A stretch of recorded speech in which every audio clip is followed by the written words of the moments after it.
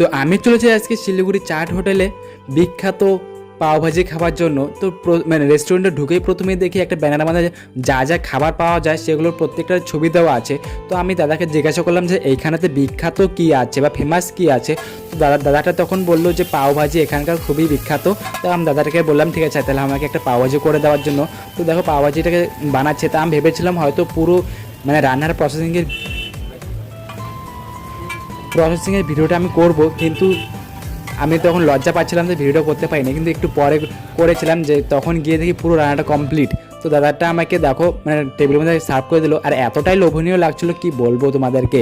তো পাওভাজি আমি কোনোদিন জীবনে খাইনি, এই ফার্স্ট টাইম পাওভাজি খাচ্ছিলাম। তো খুবই এক্সাইটেড। কেউ মানে শুনেছি যে মুম্বাইতে পাওভাজি খুবই ফেমাস, সেখানে কি 20 টাকাতেও পাওভাজি পাওয়া যায়, কিন্তু বিশেষ করে এখানেতে প্রাইসটা একটু বেশি, কিন্তু খেতে এতটাই টেস্টি কি বলবো। মানে টক ঝাল মিষ্টি এর একটা কম্বাইন আছে, সেটা এক